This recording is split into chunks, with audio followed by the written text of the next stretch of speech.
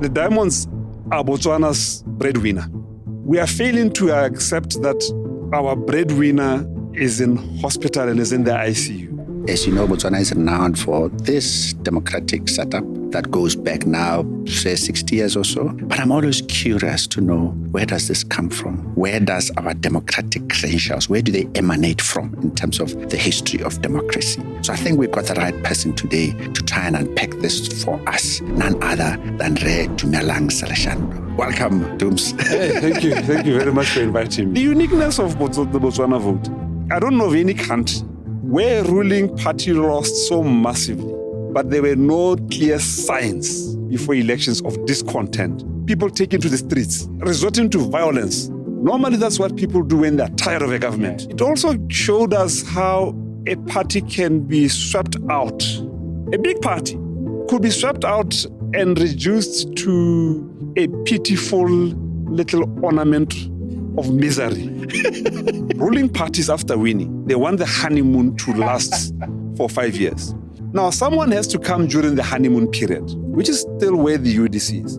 Your contract with the voter had the following things. Where are you? First budget, what did you promise? You promised that you'll grow the economy by an average of 10% per annum for 5 years. Where is it in the budget? You promised 100 billion in new investment per annum. Where is it? You promised that you'll deliver a minimum wage of 4,000 pula. Why are you not saying anything about it? Even as they betray the pledges, even as they badidimala ma 2.5 abana baskweli. And I represent a constituency of young people who have to travel from Maung to Gaborone to go to university. Some of them can't get accommodation on campus. With less than 2,500, they have to budget. They have to get accommodation. They didn't vote for my party. But it's my duty, even though Basan top, to hold those in government accountable.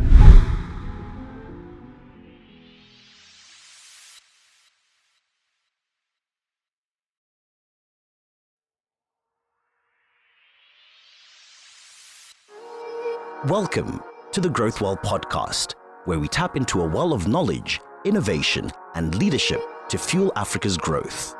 Here, we explore thought-provoking insights and expert knowledge that empower individuals and businesses to thrive across the continent. Whether it's personal development or professional advancement, our conversations inspire action and impact. This is Growth Well, where ideas flow and growth begins. Let's dive in. Welcome to another episode of Growth Well podcast, a podcast that's there to build on your growth and have a positive impact in your life. This is Wabona Kemwanyane from Gaborone, Botswana. Today we have a very, very special guest, and the topic is the role of opposition in a democratic setup like here in Botswana. So the issue is, as you know, Botswana is renowned for this democratic setup that goes back now, say, 60 years or so. But I'm always curious to know, where does this come from? And if you go back in history with philosophers, you go back, for instance, with the country that's renowned for being the bedrock of democracy, like the UK.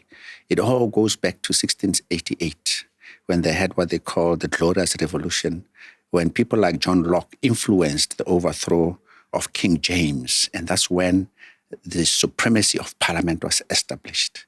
And that is why today we want to find out that in this democracy and opposition, where does opposition sit? And also to understand, where does our democratic credentials, where do they emanate from in terms of the history of democracy? So I think we've got the right person today to try and unpack this for us and fully understand, none other than Dumelang Saleshando. Welcome, Dooms. Hey, thank you. Thank you very much for inviting me. Great, and I'm really looking forward, man. I'm looking forward to this. I've been waiting. Be soft and kind. And as I told you earlier, and I've always tell my listeners that, they're always asking, other political parties have actually volunteered. So can we come? I said, this is not about politics. Oh, yes. This is the science of democracy, yes. And that's what we'll be focusing on. Yes. Now, as some of you already know, I think Dooms doesn't need too many to go too deep into the introductions. He's currently the leader of opposition in Parliament, what they call the LOO or the LOO. He's also the president of the Botswana Congress Party, as some of you would know. And also he's a member of parliament for Maun West. Did I get Maun right? North. Oh, Maun North. Yes, Yes. yes. Right, I'm a bit confused earlier. There was a delimitation exercise. Okay. So Maun now has 3 constituencies. Okay. Initially, it was only East and West. Now it's East, West, and North. Oh, okay. Yes. Okay. So before I start, Dooms, I'd like to just, for the people to, you are Dumelang Saleshando, thrown on this earth. How would you like people to know you as a person? I know you're a father, you're a husband, an uncle, and so forth. So how would you quickly introduce Dumelang Saleshando? Just a simple guy who grew up in Selebi Pikwe, a small mining town, in a family of parents, strong-willed parents, mother who was very passionate with the church and her profession as a nurse, father who also was passionate in what he did as a politician, and generally grew up in this environment of get it done. That has always been the way we operated in our small residence in Selebi Pikwe. Everyone from a young age was brought up to be independent from a very early age. The parents will give you a very simple bicycle. And that bicycle is not only for getting to school, it's also for running family errands. Midweek afternoon, you work on the garden. Weekends, you're on the street selling your produce, selling your tomatoes, your carrots. Oranges. We used to sell oranges quite station 2. Now we had to sell them because we were putting our parents under pressure. Not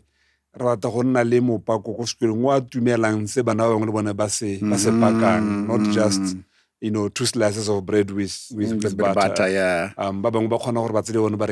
Chips. And my mother yes, if you want those, if you don't want citro and you want oros, and so I've just learned to survive with what I have and make the most of it. Okay, now that's great. And then you got your siblings.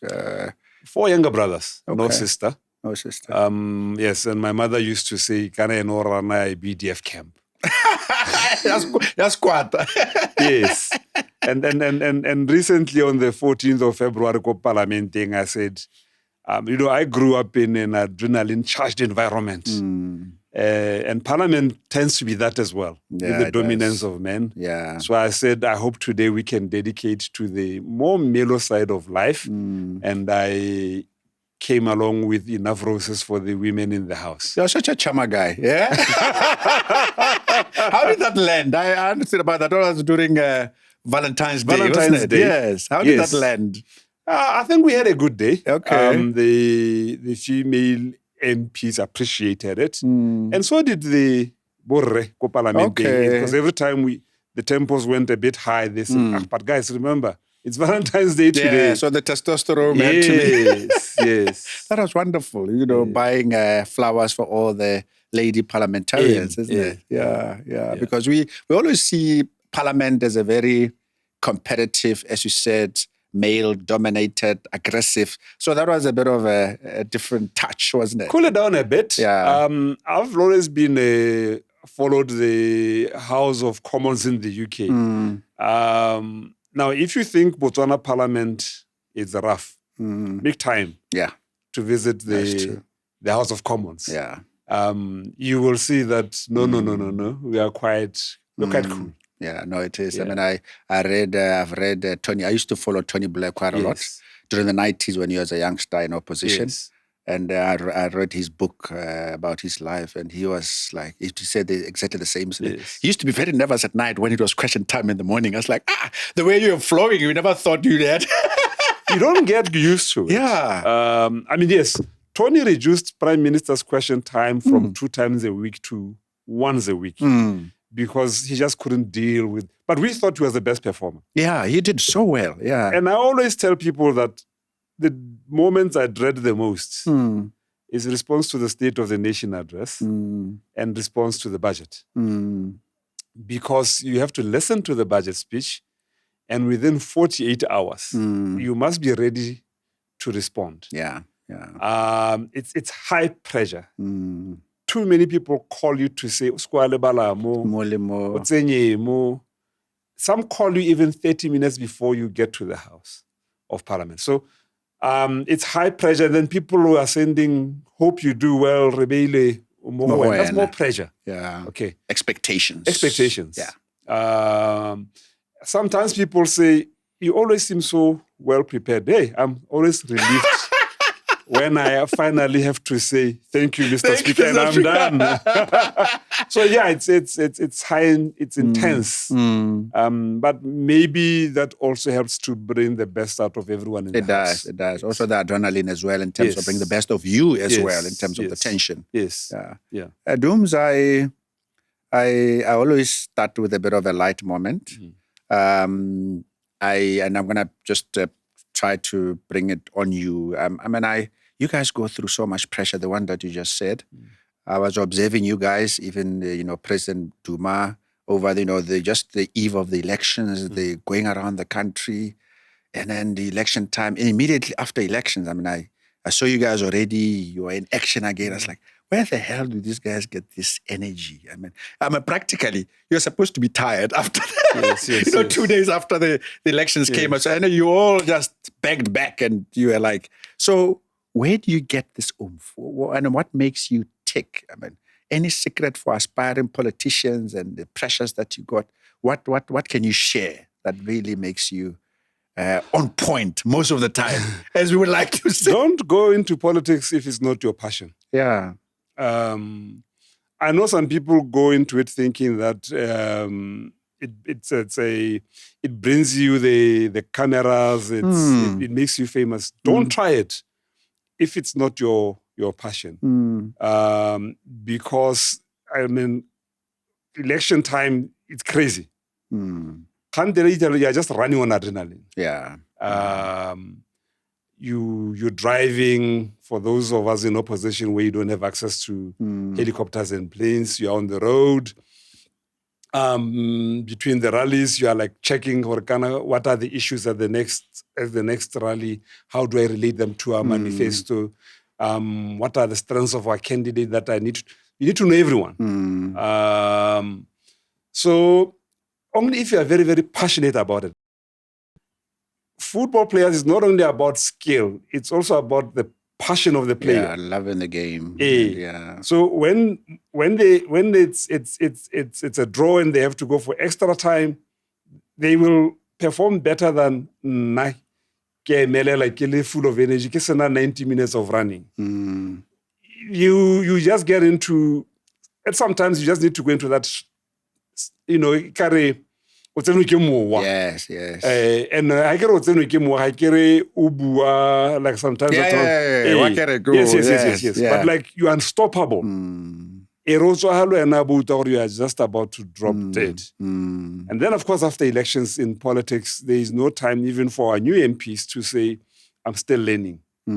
Got to hit the ground running. If you take a break, you are losing market value. Look at it that way.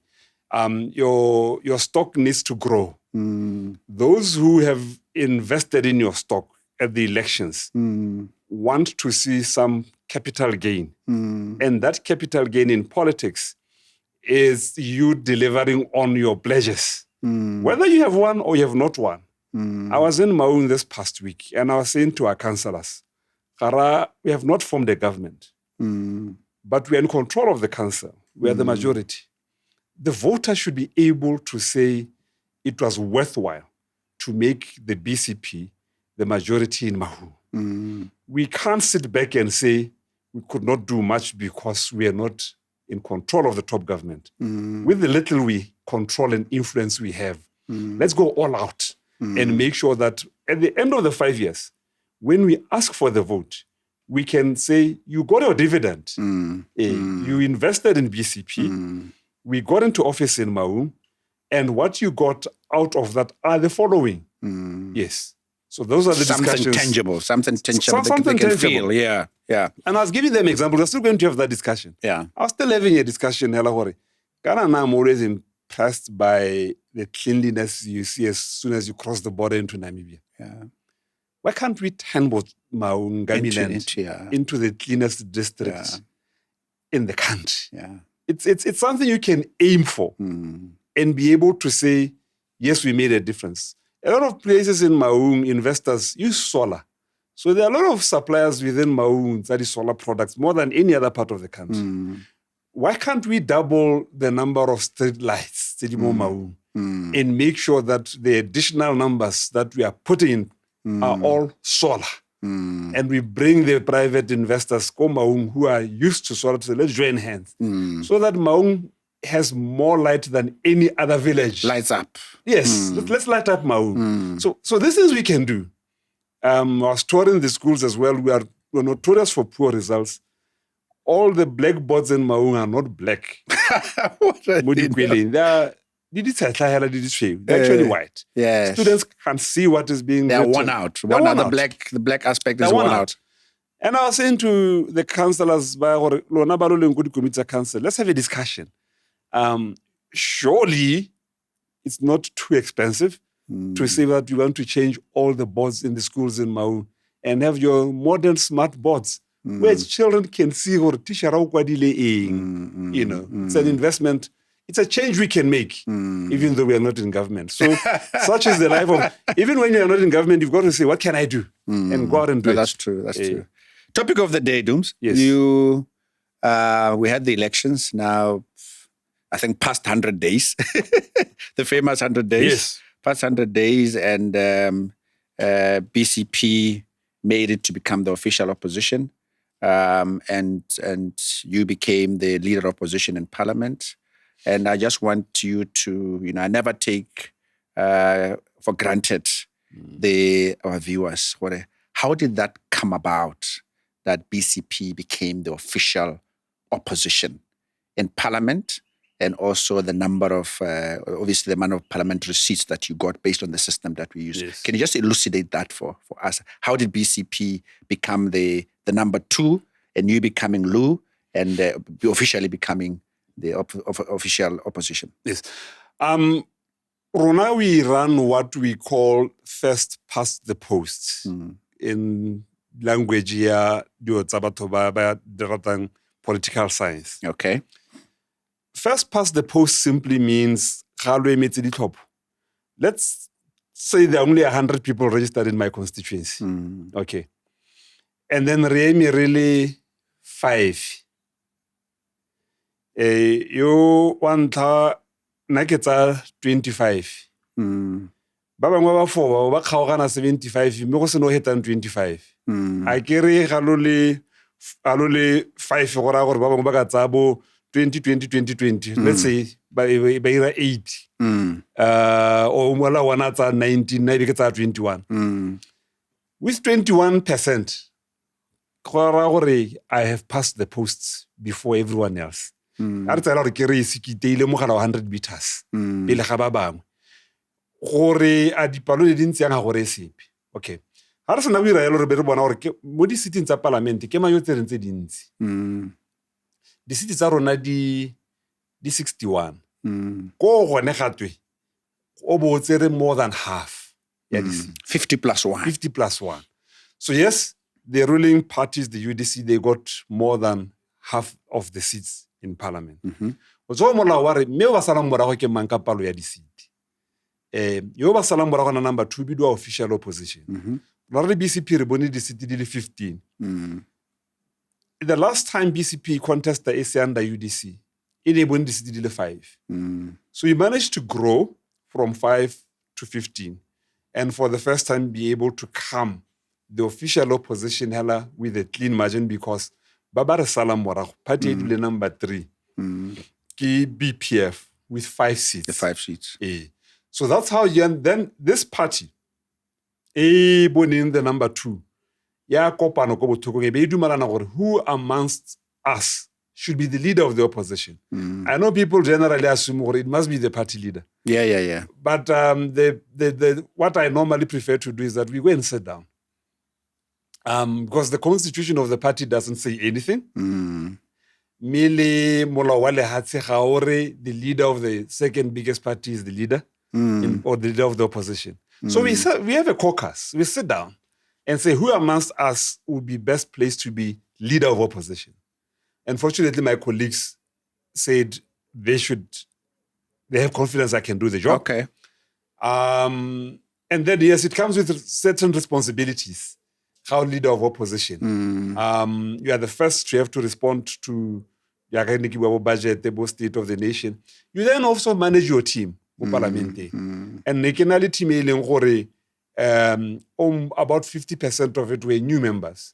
So you organize things like orientate, ruta. This is what you have to do. How it's an parliament. You then have parliamentary committees. Parliamentary committee. Or one or with the different committees. Yeah. Yes. And as leader of the opposition, you take responsibility of how they perform there. How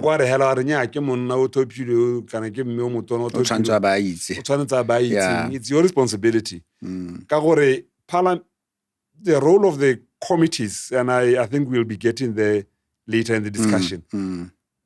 Before you get to committees, based on your election as the leader of opposition, were you endorsed by the other minority parties? I mean, for instance, the BPF and the BDP. Can we make an assumption that even if the BCP parliamentarians were more, that bloc, all of it, endorsed you? Is that a reasonable assumption or not necessarily? Not necessarily. Not necessarily. It was just too clear who the main opposition was. Yeah. But Harry Heta, as the leader of the opposition, you also then have a duties towards minority parties. That's what I want to get to. Yeah. Like Harry Agodi committee, which committees would you like your members to serve in? So we've had those discussions. And as leader of the opposition, again, when you come to interparliamentary organizations, your likes of SADC Parliamentary Forum, Pan-African Parliament, Interparliamentary Union, again, I consult the other opposition parties to say, where would you like to serve? And I must also be, it's not just to say, give me a name. We have a discussion, will this person add value? Are they the best equipped person? And normally we'd have that discussion to say, look, this is how they will already have the exposure. This person has served there. Or the work experience. This person worked in this particular institution. So better suited here. Better suited and would understand the accounts of government. And therefore, let's take them to the Public Accounts Committee. So those are the discussions we have. Okay. Now, in terms of opposition, it's been a long road in terms of the 58 years. And the general feeling is that this has been victory, not just for BCP, but also for UDC, having crossed the Rubicon, if we may. What is your take on that? Do you think this is, I haven't asked you, what does this mean for Botswana, where the previous opposition party, one becomes the ruling party, one becomes the main opposition. Basically, you've almost taken over. It's a big thing. It's a big thing. It's a big thing even for us as the BCP, even though we have not won. For your democracy to mature, it has to go through certain stages. It's just like a boy becoming a man. It's the numbers just don't change. There's a time when we expect you to get your beard. So our democracy has also grown in that we have passed the test. Yes. It was important. We not only do we have change, but we have seamless change. A shift of power from one party to another. It's not something that happens easily in a lot of countries. And it's not only, we used to think it's only in Africa. But we know even in the US, you could have a loser who sulks and seeks to reverse the will of the people. Beyond that, it's also a big lesson for the voter. I have been around quite some time in politics. And I remember Nakongwe talking to a young student in 2004 when I contested for elections for the first time at the University of Botswana. And this student was asking me, why are you saying I should vote? And I said, but it's the only way you can effect change. He says, why do you think a vote can bring change? And my response obviously was, but why don't you think it can bring change? And no, I grew up in Madinar. When I was in primary, and this is said without any bad faith, when I was in primary, my MP was Ricky Dikil. When I was at JC, my MP was Ricky Dikil. When I was at secondary, my MP was Ricky Dikil. I'm here at university. My MP is Ricky Dikil. Yeah. Chances that when I start working, my MP will be Ricky Dikil. But there have been votes every time, voting in my constituency. So what change are you talking about? Yeah. Then this was a big issue. Can me a vote bring change? So that discussion has now been, that debate has been settled. Another one that many people may not necessarily relate with, the difficulty we face Komagae. Where people were saying, you want to take over government, but where are you going to get the funds? If we take the BDP out, they move out with their funds. How are you going to pay salaries? Say the funds belong to BDP. The funds belong to BDP. So it was an important lesson also for the general populace out there. They now know these diamonds are not for any party. So when they vote, there will be no fear. But what if the owner of the diamonds goes leaves? So a lot of debates have been settled by this outcome. That's interesting. I mean, it sounds so pedestrian. Yes. But that's the blatant truth. Am I right? Truth. You guys have seen it. Have smelt it. Yeah. Yes. I remember after elections, one of the very first few days, I think within less than 5 days after elections, I attended a funeral service of one party member, an old man, who had insisted that he wants to, for you to stand for elections, people need to nominate you. So he went and signed up for me. And this gentleman was over 8 years. And he had been in politics all the time. He passed on a day before voting day. So he didn't get to taste the winds of change. Yeah. And when I spoke there, I said, no, we are riding on the sweat of people like him who came out early to say we need to have a system that changes leaders, about building the alternative. He may not be alive now, but you are here as witnesses. Those of you who back in the days thought that we can't vote for your party because the skies will fall. Look up, the skies are still there. You remind me of one time I took a trip with my friend to his home village, Kopapatlo. Yes. So his grandmother was still alive. So this is early 90s. So we got there. And then I think it was one of the elections time. So So the old lady was then we went to debate. Then UB was very hot with PNF those days and left type politics. So we were debating and others. Just the mention of Rekom. There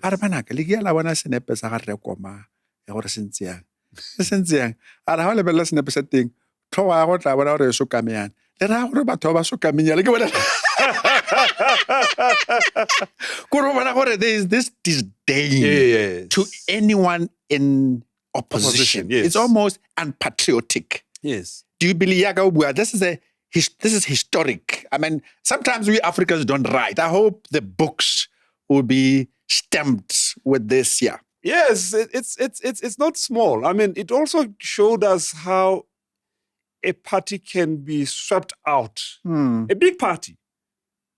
Well-resourced, for that matter, incumbent. could be swept out and reduced to a pitiful little ornament of misery. I know Baba it's a force go parliament from a huge majority. Yeah, even the go weekend take hands over mention what the force. Yes. So it's a big lesson to parties. I mean, I was just talking about how the BCP has risen to 15 seats. If we don't perform our role, we can lose everything. You can be cleaned up. Yes. Yeah. There's also the issue of resources. Yes, resources influence outcome. But maybe we've been exaggerating. Yes. We've been exaggerating the extent to which the BDP was by far the most resourced. So there were a number of lessons from this election. One thing that observers also need to pick up and, as you say, write about, the uniqueness of the Botswana vote. Ghana, you can't have any, I don't know of any country where a ruling party lost so massively, but there were no clear signs before elections of discontent. And when I say clear signs, I don't mean friends talking. I mean people taking to the streets. Demonstrating.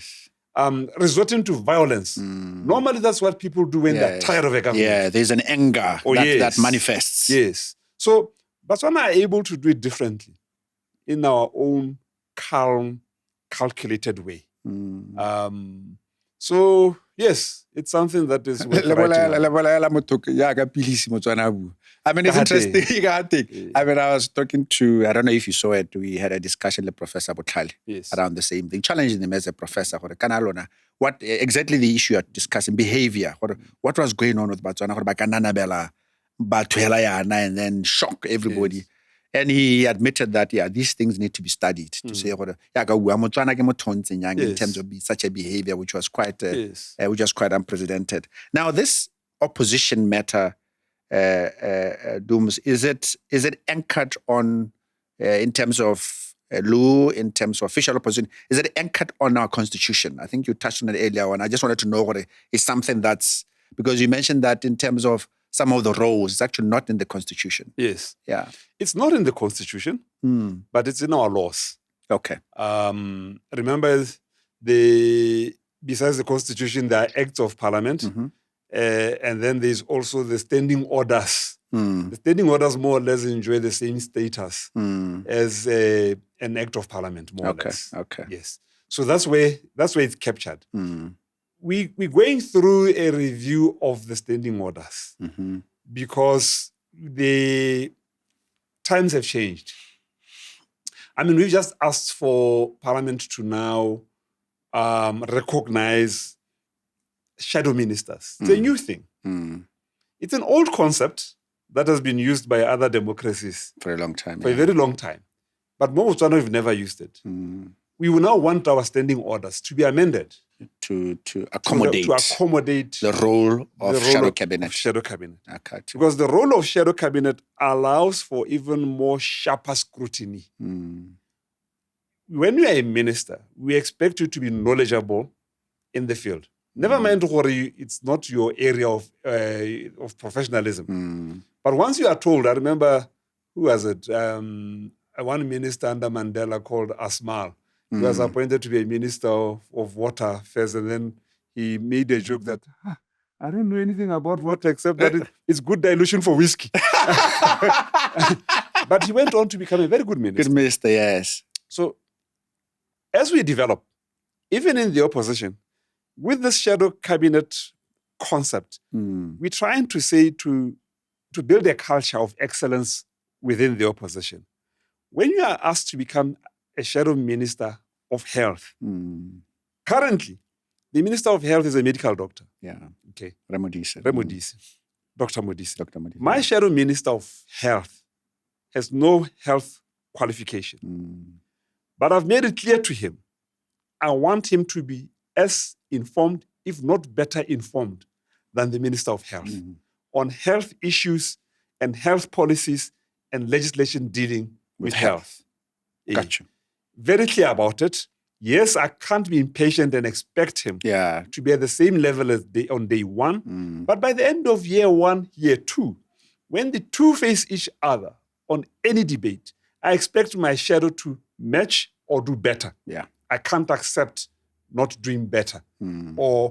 So it also says to us politicians, you can't in the opposition be jack of all trades. Of all trades, yes, yeah.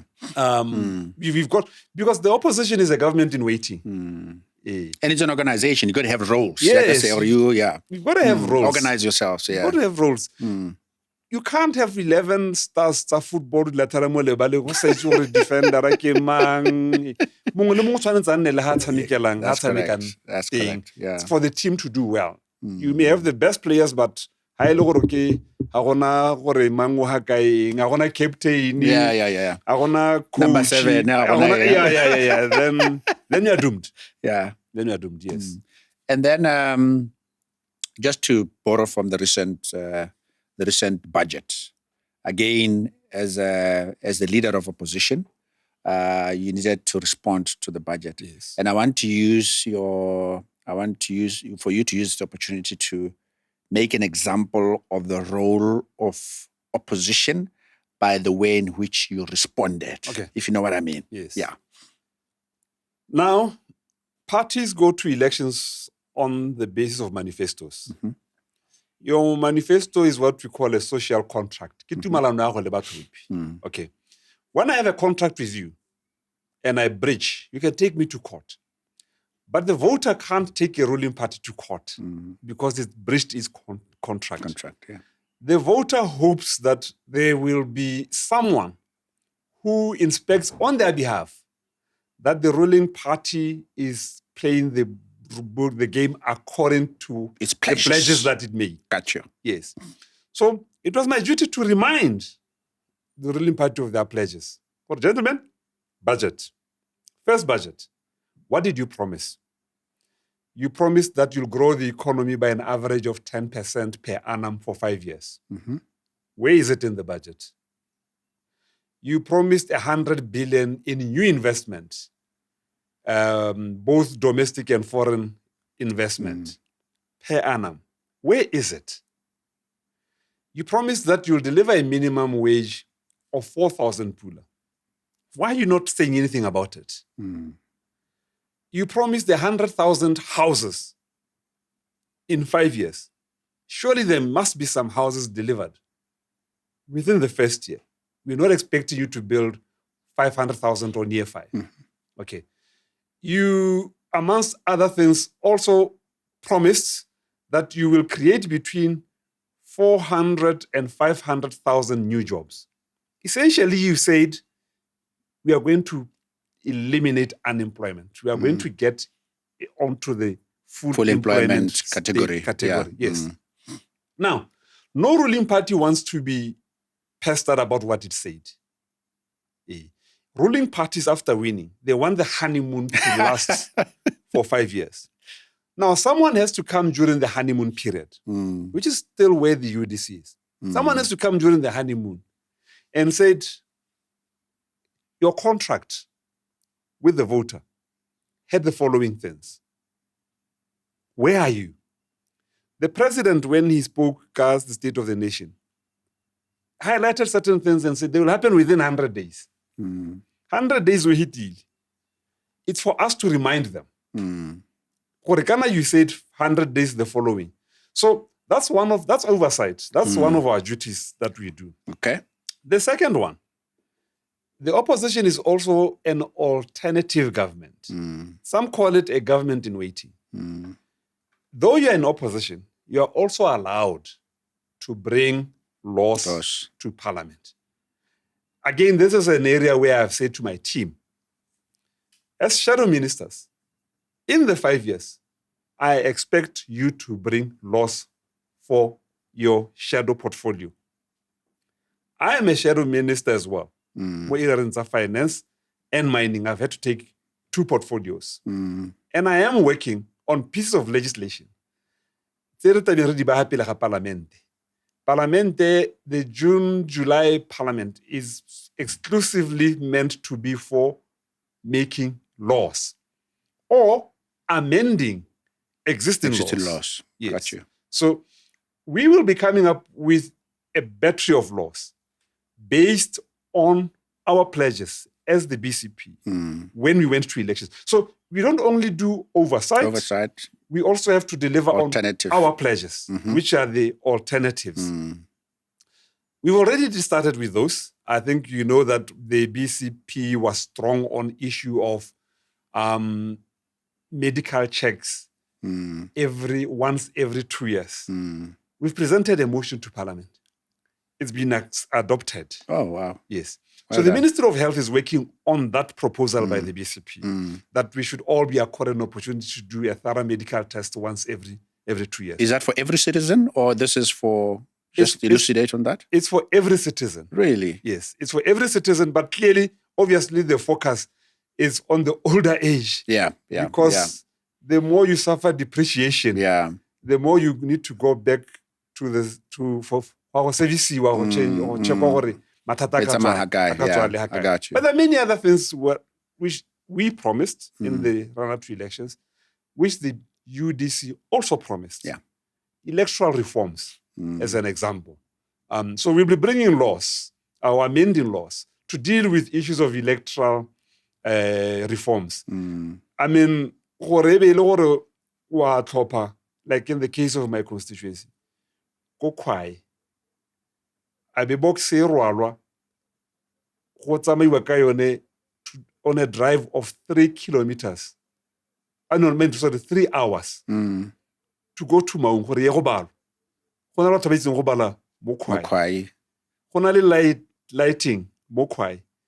It's a morality diphologolo on bad roads. And those 3 hours, by the way, the road is only about 120 kilometers. I know the road, yeah. Yes. I think about that terrible road, yeah. So the BDP would just not accept some of these proposals. UDC. So we also have a duty, not only it's about changing the law. We also have the right to bring it and change the laws on the floor of Parliament. So we'll be doing that. Okay. Now, historically, UDC. Yes. At one time, you were partners in crime.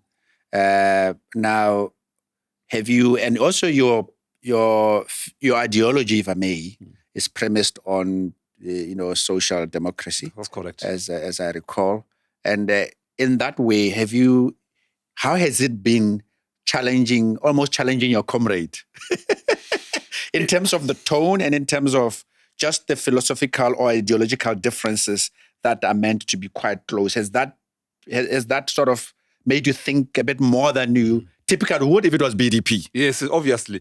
it's easy and difficult. Yeah. And I'll explain why.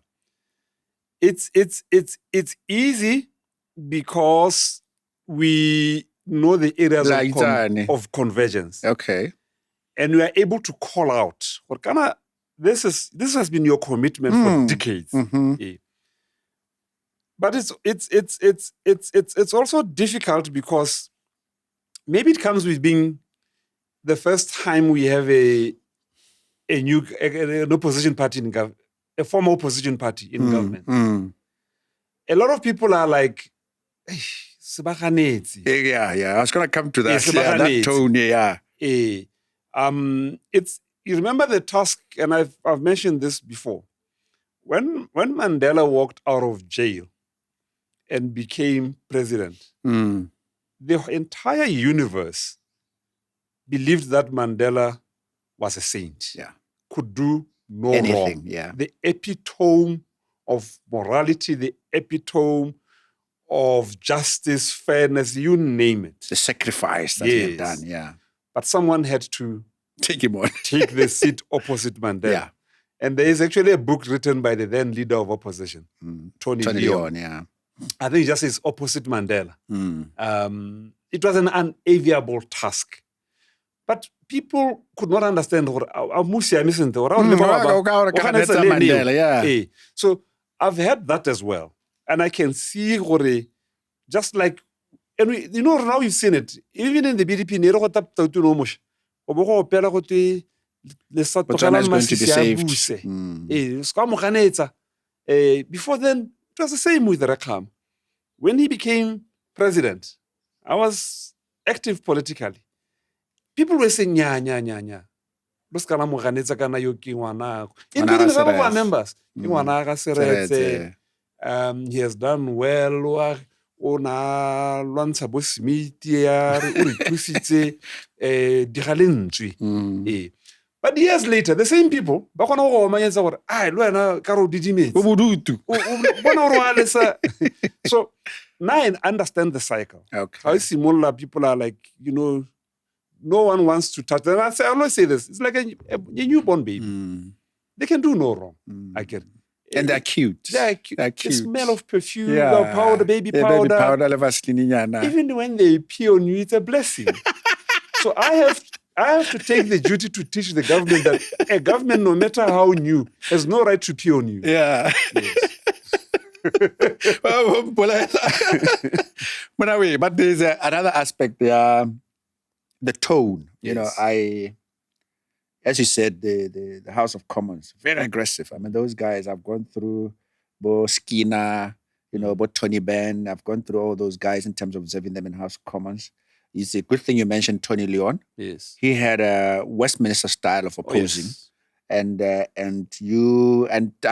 I've listened to some critics of you, or sometimes you are overly aggressive, sometimes teetering on a little bit of a street fight or a type approach.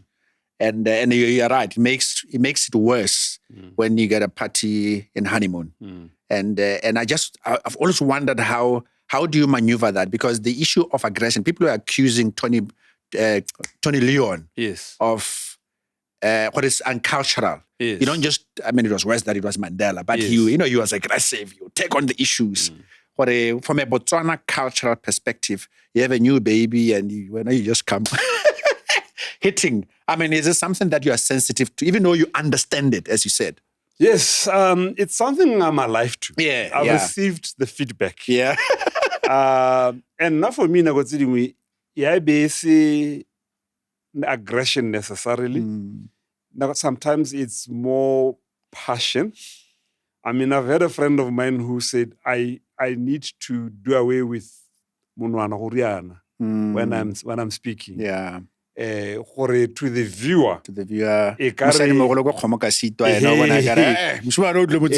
So even if I consciously know that, okay, the feedback is and I'll look back and I'll see it. But I think all Botswana, there's a thin line here. Yeah. There's a thin line between condoning a new government just because it's new, even when it's incompetent, or it's betraying its pledges.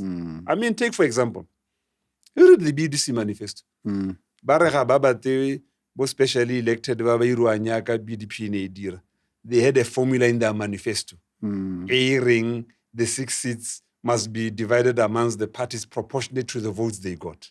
Okay. That's what they said. That's what the manifesto said. Yes. They get into office, they repeat what the BDP did. Backward cancelling, they're even worse. Not only do they take predominantly from their party, but Baba Gates. The culture of not being truthful in the BDP. You'll remember Boko addressed the media and said, the deputy speaker will go to the opposition. After the speaker, the following day we come with the name of a deputy speaker who I believed was competent, a former judge, an experienced legislator. The UDC says, doesn't even see the need to explain.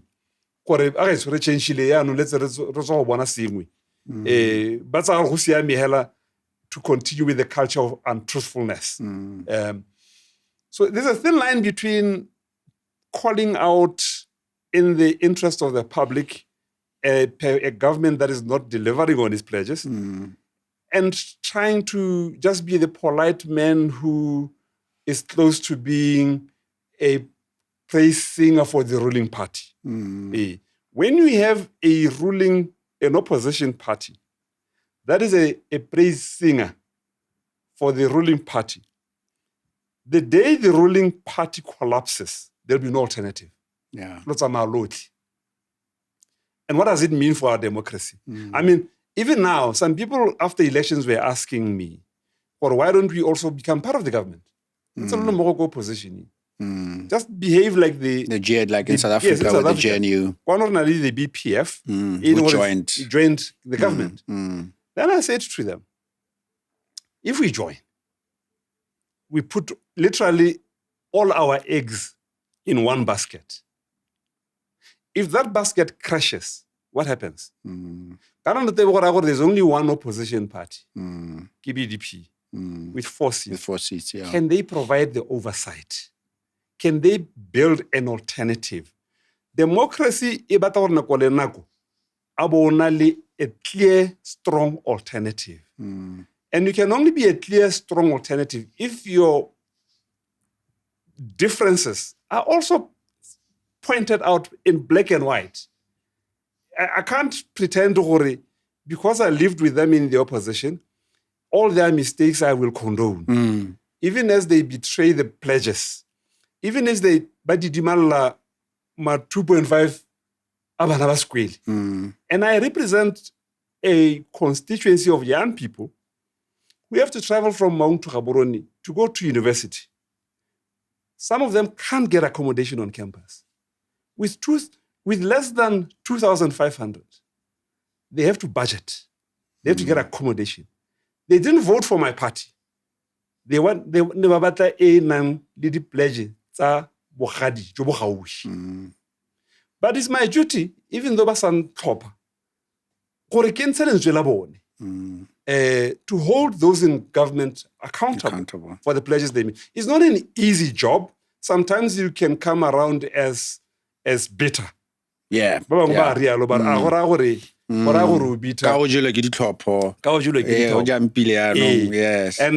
I've had that many times before. I was called bitter when Rekhama started. You'll be shocked. Banyana farms no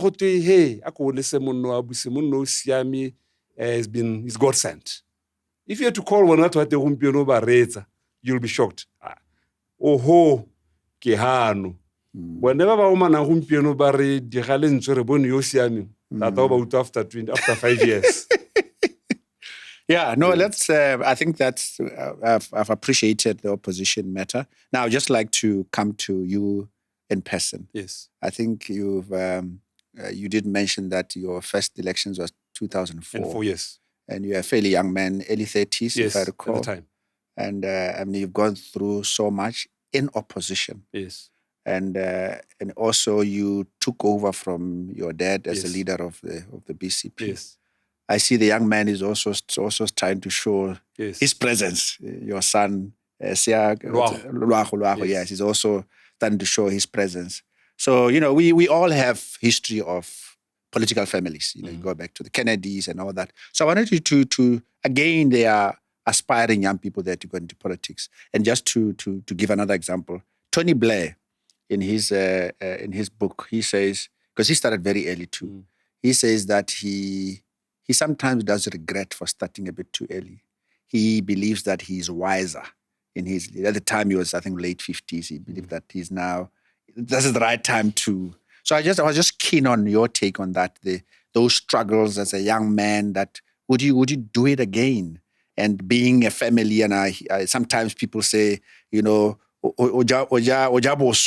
they use that type of language. How has that been as an opposition leader? And funny enough, I actually made mention of this in my response to the budget speech, asking Renda Bagawalati to count his blessings. Because he has occupied a position previously occupied by his father. Dad, yeah.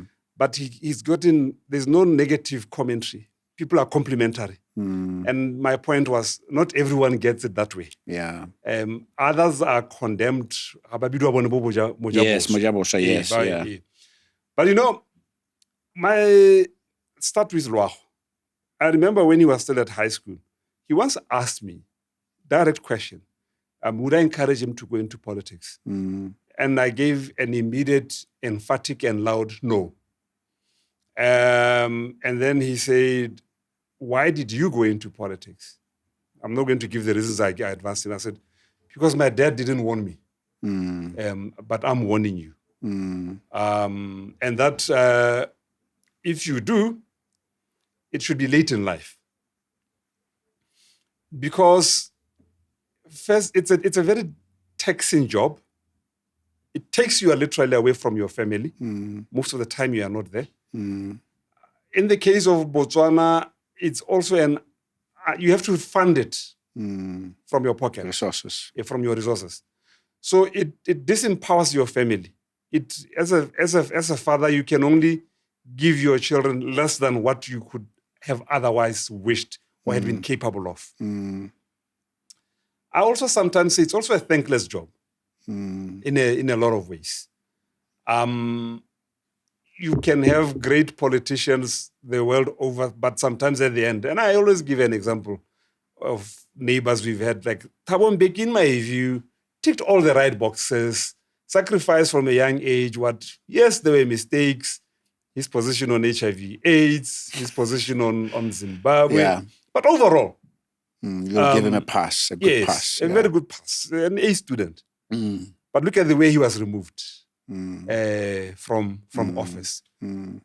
But coming in early also helps you. But I think it helps you to understand, to grow through the mill. I mean, I got into parliament firstly from my party. And I was faced some of the most experienced BDP legislators. I mean, they're still there. Yes.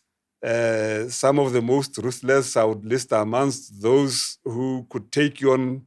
Retired General Mirafi was still there. The experienced civil servants, Tiboni, the upcoming BDP members, Botswana Ntuani. So maybe I came in at the time when the BDP was at its strongest. And now, Kilinosi. So I went through the furnace, where after presenting, there was a plethora of talent on the other side to punch holes on your presentation. Even if they were not presenting the strongest of reasons, but they could present it in a manner that could convince the voter for you one yole wapoka. Anyway, so I've been there. I've seen it, and nowadays I can sit and smile, even when the current crop try to take on me or even my family. I've seen it because all. it gets dirty. It gets really dirty. It gets dirty. I'm not shaken by the personal attacks. I've learned to differentiate. I'll never launch personal attacks. They still do that. Yes, I'm not saying I've become perfect, but I've become experienced. Blair has a point. I think today, when I look at clips of Tsami debating 10, 15 years ago. Days. No.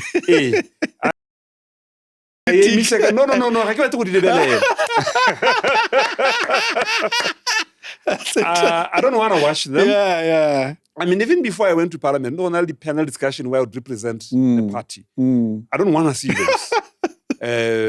Because that was the rookie of the time. Yeah. But I think that experience has helped me to become a better leader now. Yeah. Yes. We're going towards the end, and you have an aspirations, and I assume, being the leader of opposition, president of a political party, you do see yourself as being president one day. Yes. And for me, you can't become a president unless you got a very vivid picture of the Botswana you want to see. Yes. And some of us feel let down by the political space. In other words, the founding fathers built the country. High growth rates, not as much corruption as we see today. Social ills are ripping Botswana apart. And I'm looking at it from the ruling party and opposition as one political Yes. system. Yes. And I want you to account as an opposition member to say, I've been part of this. And say, but on the positive side, this is what all that stress that you've gone through, this is what I'm sweating every year, year on year, week on week for. So if you can just paint the picture of that and acknowledge that with that, we can actually come out of the inequality. You responded to the budget. As a former miner myself in the diamond industry, I'm extremely worried that this country, things could get really bad with this diamond story becoming structural. And we have a Kodak moment, if you know what the Kodak moment is. So that's my worry. So I don't know. Yeah. You know, if you look at the records of Parliament, let's maybe the entry point be the diamonds, because that has been a big part of our history. Correct. Those who came before us did well to at least build the basic infrastructure, a functional democracy, a developmental state that is able to deliver schools, clinics, roads and so forth. Yeah. An education system that is able to say to ngwana wako Boroba Dilepe or Sankuyu that you may have been born in a poor family, but you have a fair chance of getting to the top. Those things are not there as we speak. We have the diamond hangover. Natural diamonds face the greatest uncertainty. Correct. In fact, I used one expression when I participated in some discussion at University of Botswana recently that the diamonds are Botswana's breadwinner. We are failing to accept that our breadwinner is in hospital and is in the ICU. That's right. Yes. Mr. Ramia last year made mention of a grand recovery of the diamond sector during the budget. And I said to her, I think you may be wrong. With the passage of time, she was wrong. You read Rendaba's budget speech, he's talking about the recovery of the diamond. 3.something%. Yes. So everyone who goes to visit the breadwinner in hospital comes back and says, I wish we could say, for once, let's say, we have a plan. Let's have a plan. And what is that plan about? It's not a complex plan.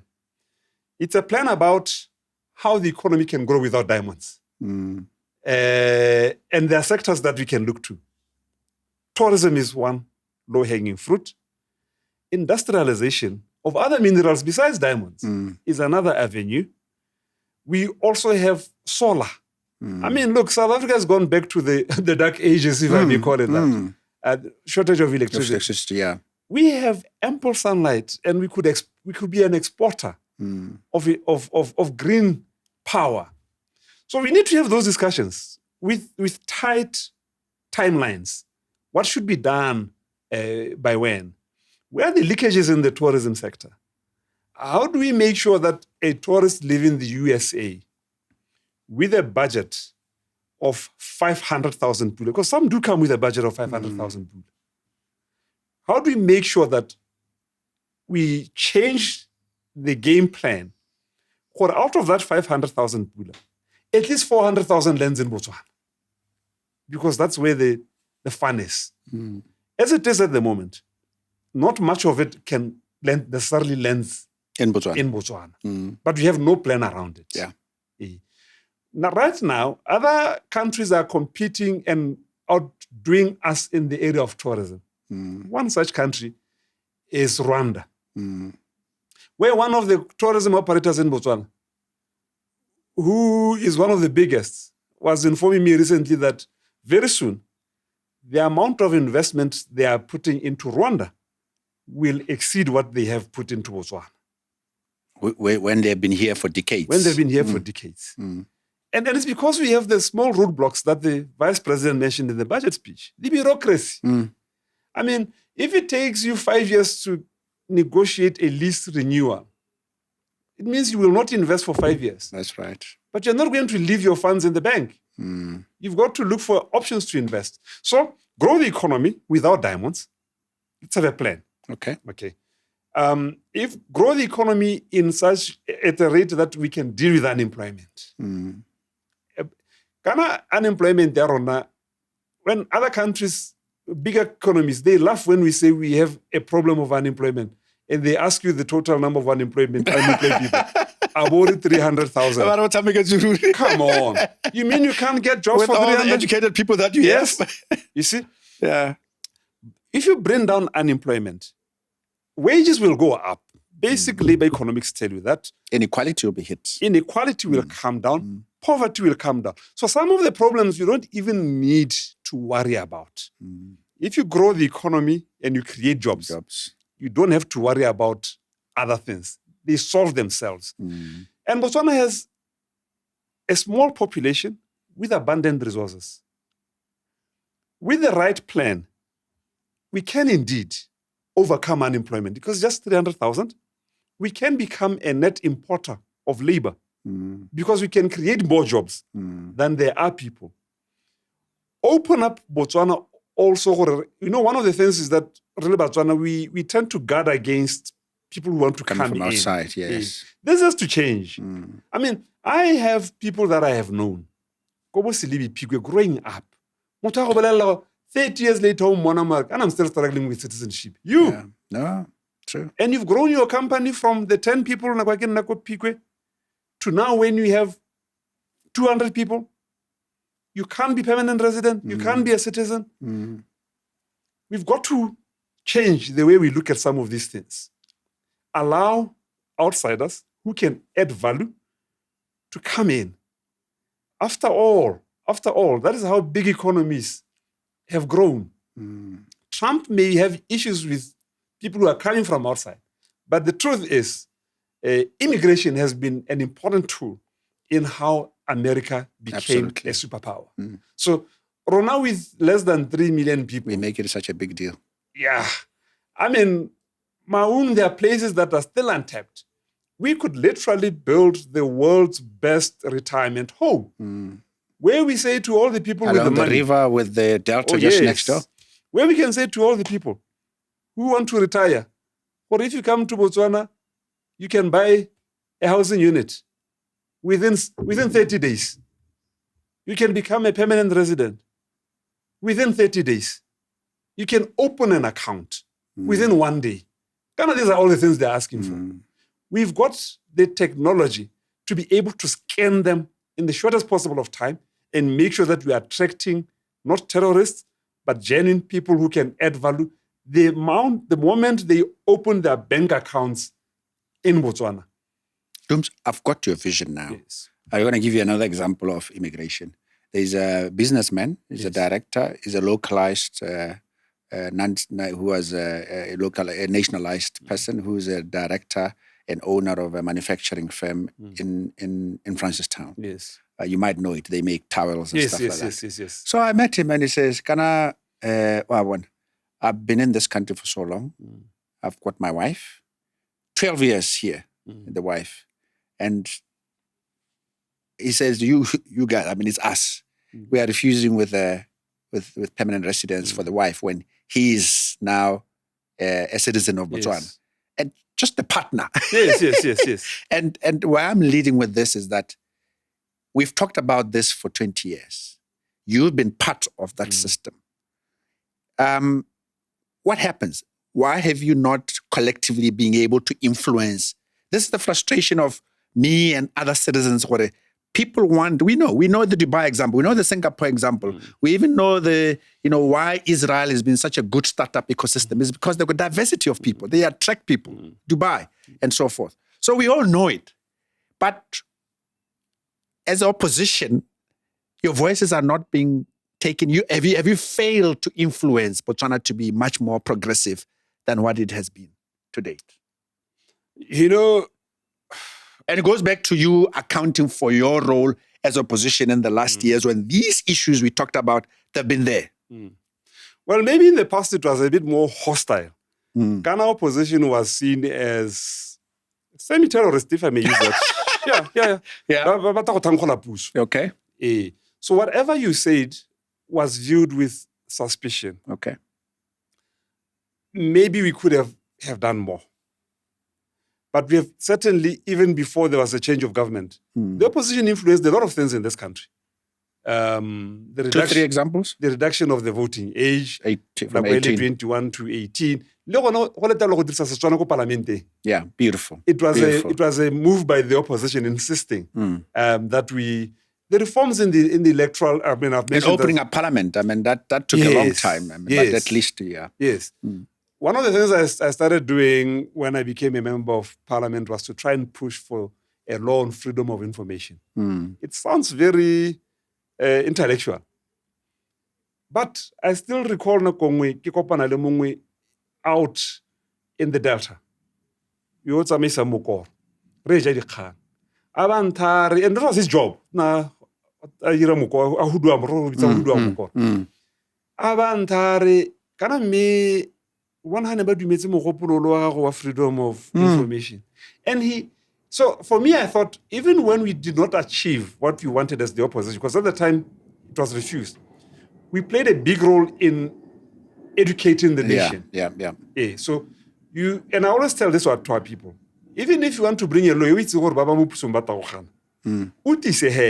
because during the debate, someone who did not understand is enlightened. Now I'm going to make a statement that I can easily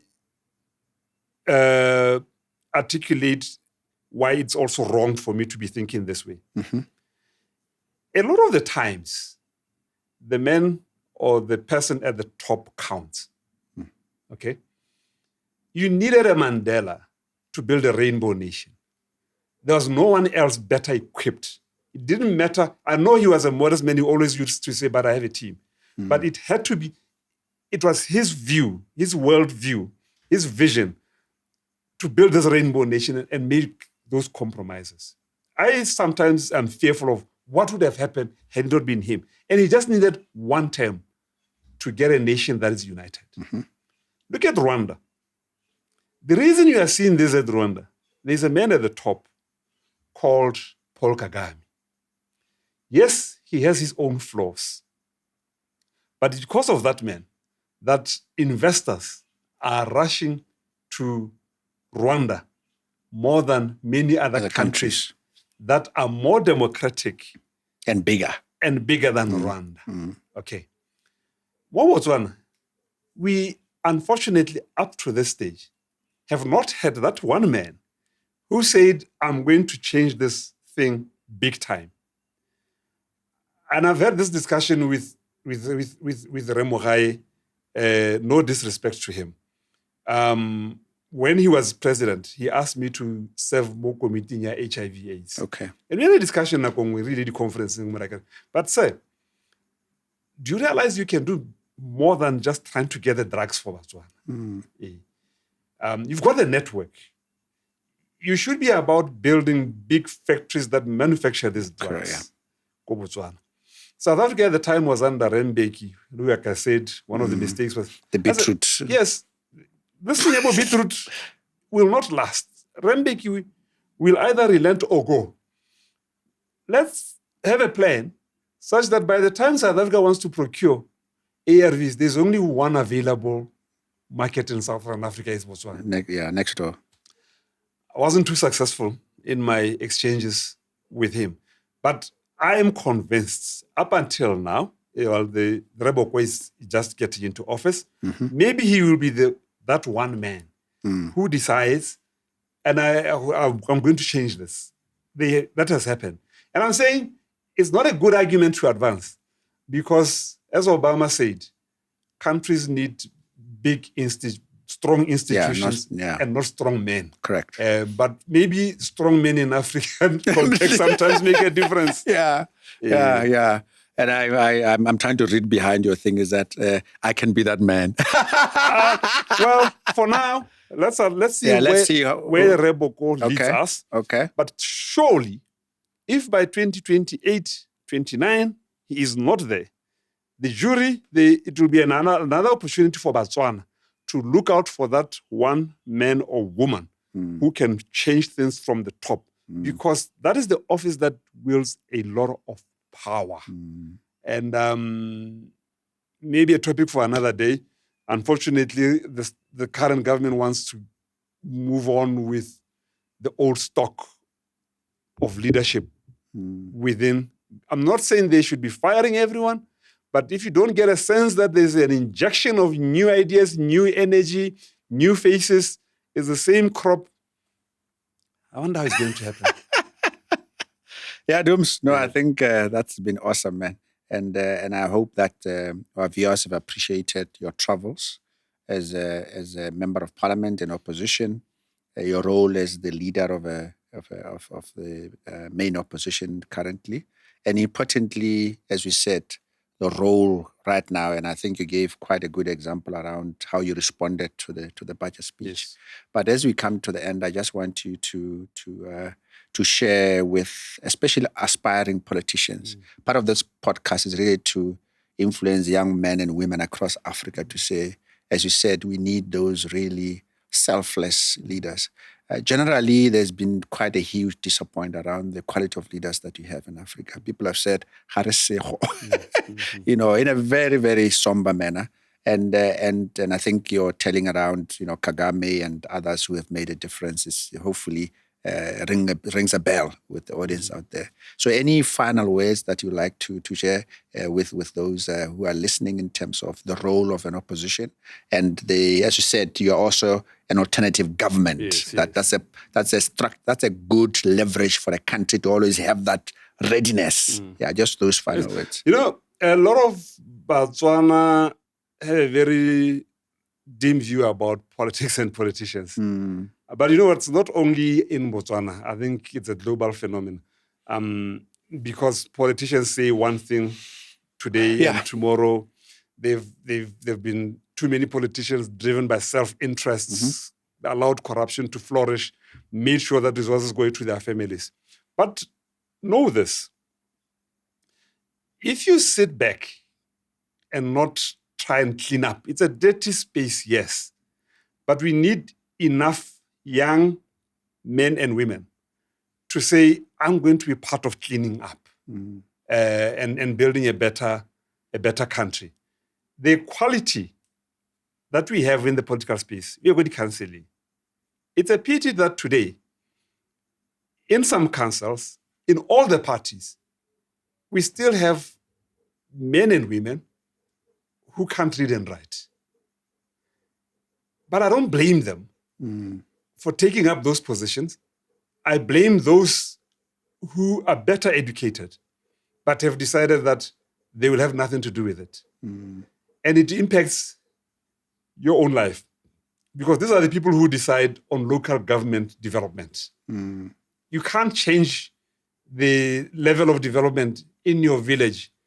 We're not focusing more on, I just want a corporate job, I want to get promotion. Yes, we can't all be politicians. Yeah. But all I'm saying is we are not getting enough numbers of young, talented people. Caliber, yeah. The caliber we need. And it's in my interest, it's in your interest that a lot of us who are sitting in parliament are replaced by better qualified and experienced individuals. I was just talking about the parliament, Deborah Tibuni and others. If you had to compare parliament, they even go a few years back, Pumapi and others on the ruling side, Boreran Dau on the opposition side. There was a time go counseling where the current, one of the judges, a qualified attorney back then. Today, a qualified attorney feels that counsel and we're dropping the ball. Other countries are doing better. I mean, debates. We do travel and meet MPs from other countries, where the best performing MPs, Botswana, are dwarfed. So it's really a plea and a warning. But hey,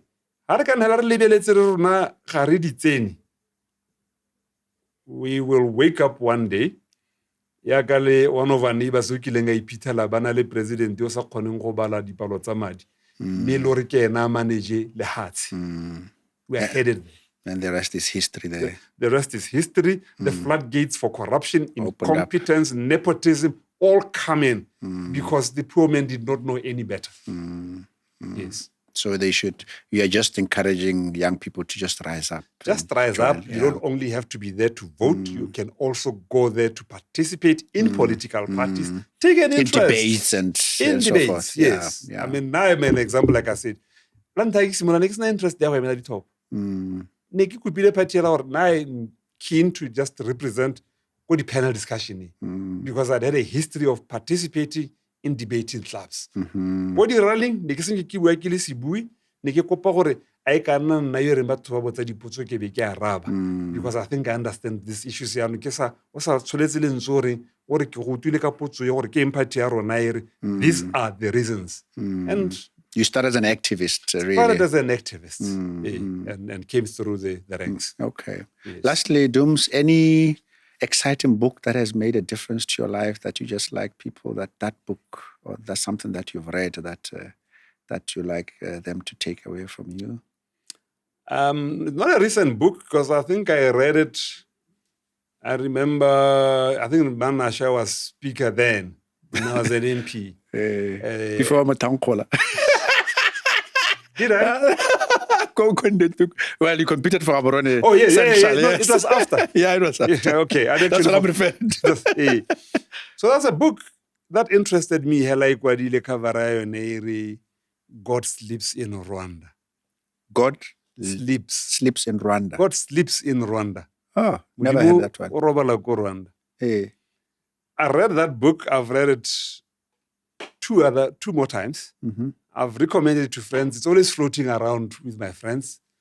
It's written by someone who was actually a speaker of the National Assembly in Rwanda. Okay. Unfortunately, he brings the dark side out of Paul Kagame. He writes very well.